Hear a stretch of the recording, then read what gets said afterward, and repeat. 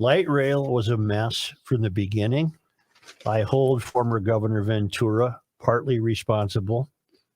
But at least he had the right intentions. No, he got out in front to get federal money because if he didn't get that federal money, he believed it would go elsewhere, Somebody else, which is the truth. Okay. And he didn't want to see any money go elsewhere.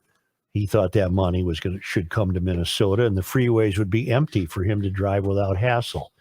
And so we get light rails. Obviously, not all Jesse's fault. He just took the federal money to get the ball rolling. But from the get-go, this was fated to be a disaster for a variety of reasons we pointed out 10 years ago.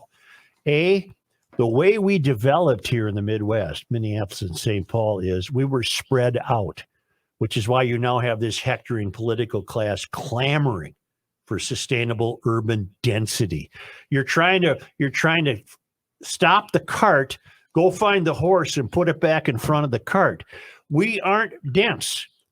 They want us to be because that would help justify the light rail. Mm-hmm. The light rail cannot be justified. We were never laid out in the way New York was or even Chicago was, where public transportation makes sense, particularly transportation that requires tracks. Man. No, it'll never pay for itself.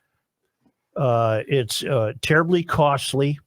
How about that Southwest line? It's just another layer of government that will be endlessly expensive. You don't get it. That light rail train ride between Lake Street and Franklin, you look out those windows, it's like you're looking at Paris. It's absolutely magical. Mm-hmm. Let's play Europe is what they were doing. Exactly. Let's play Europe. Serious question. When was the last time any one of you three were on it? I was on, I can't, 10 years ago. Because you guys know about my second to last Way incident. pre-COVID. And then the last time I was on it, I parked here, took my dad and my boys to the Gopher football game. When? 11 o'clock kick last year. Last year. All right. I'm thinking after what happened, a That's couple a of years short ago. run, Chris. It's- That's just a few blocks. It's a 6 short run. blocks. It's got about 8 stops because But- we got to pretend we're Europe. If it had just been me and the boys, we would have walked. But my dad's got the bad knees and whatnot, so we hopped in the light rail. We were about a third of the car was full. Okay. Mhm.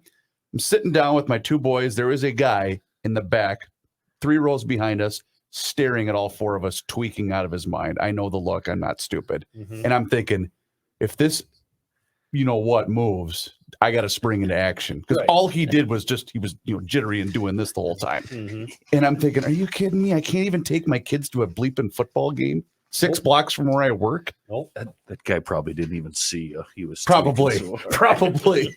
What's that moving furnace over there? Yeah. pre-COVID, when we were down a car, I did take the light rail and then took the bus home. Right. This You was, took it from here to St. Paul. yeah, all the way down to St. Paul. Yeah. And I can virtually guarantee you, even leaving at 5 o'clock or 5:15, 5:30, it was not full during rush hour. There were people on there, but it really was a different experience, day after day hopping on there and then, getting on the bus, which was fine, but it was never full. Matthew, You knew people didn't buy tickets. Yes. in this story, they keep bringing up over and over and over again smoking. Did you witness any smoking? Yes. Here's today's ray of hope. I would be sitting in that car with those guys smoking. We're bringing back a better. It's like it's the lunchroom. Well, the good thing about the smoking on board is it took away from the urine smell. So I preferred hanging out with those guys It's too. a good spin. Yes. It's a good spin. Yeah. Don't underestimate the impact this kind of writing and reporting has on the electorate. Oh, no Yeah. question. Absolutely no The question. casual reader might not have gone to the jump to get the truth of the story Mm-hmm.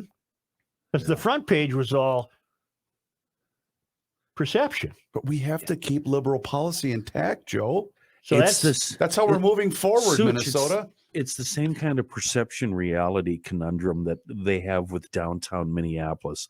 The fact that it's safe and everything's okay. that's And our then- next one. I got that coming up. Rebecca Brannon.